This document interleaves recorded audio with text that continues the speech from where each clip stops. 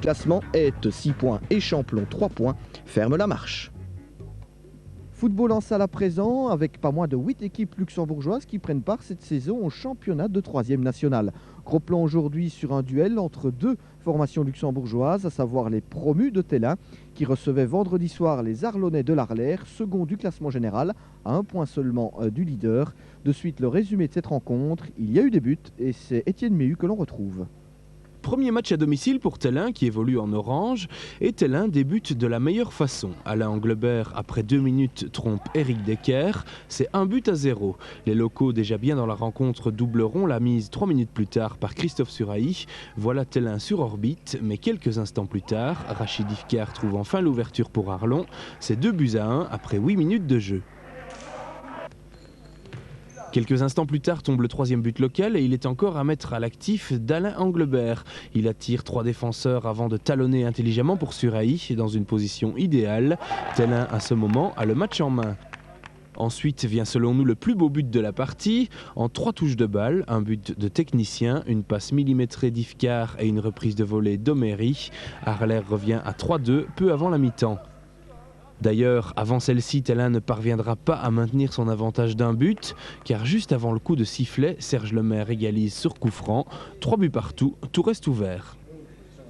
C'est une deuxième mi-temps, les gars, on peut la faire à fond. On peut croire en nous, les gars. Dès la reprise, Alain Anglebert redonne l'avance à ses couleurs au prix d'un bel effort individuel qui nous a malheureusement échappé. Ensuite, grâce à un bon travail de Cédric Léonard en récupération et à la relance, Thierry Mours redonne de l'air à ses couleurs, c'est 5-3.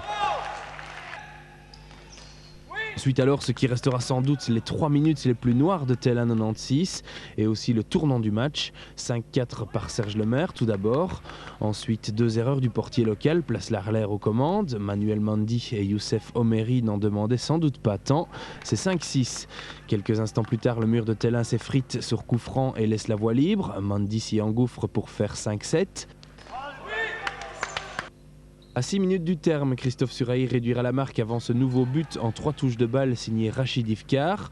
Olivier Houillot est consterné, mais sur celui-là, il ne pouvait pas faire grand-chose.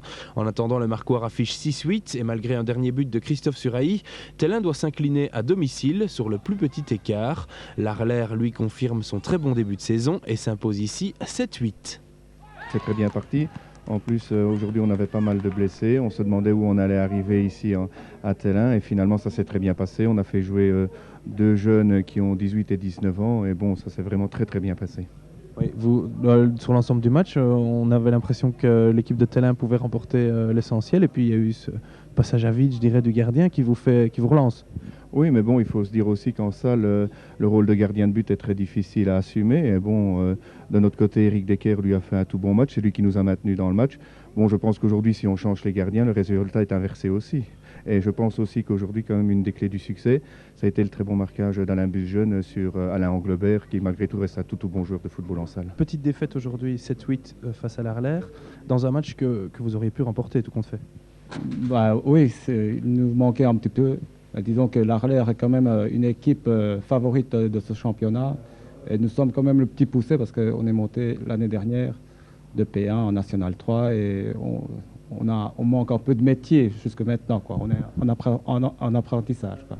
Oui, parce que ceci dit, c'est vrai que vous menez la rencontre une bonne partie du temps, assez même confortablement, 2 buts.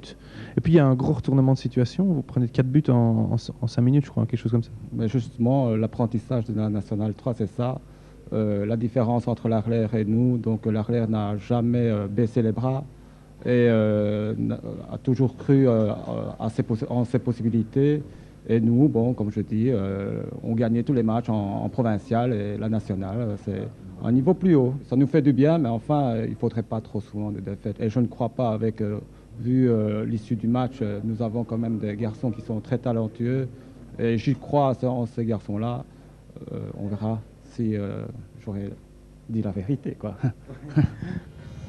Et pour compléter notre chapitre foot en salle, les résultats du week-end, ainsi en deuxième nationale série B, succès de Villers-sur-Semois devant le Panda Ivoire 7-6. En troisième nationale série C, Tellin-Arlon 7-8, vous savez tout.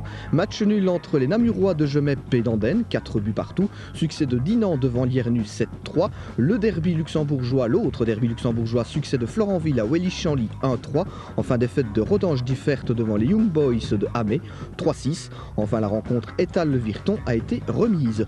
Au classement général, 2 équipes sont en tête, le Standard Andenne et l'Arlay-Arlon, toutes deux possèdent 7 points.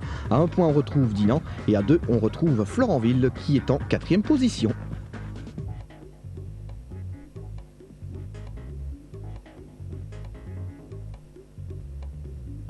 C'est ici que s'achève cette émission. Dans l'immédiat, retrouvez l'ensemble des résultats du week-end en football et foot en salle grâce à la collaboration de votre quotidien, l'Avenir du Luxembourg. Et puis juste après la pub, d'autres résultats, à savoir ceux des élections communales de ce 8 octobre. Passez une excellente soirée, au revoir et à très bientôt.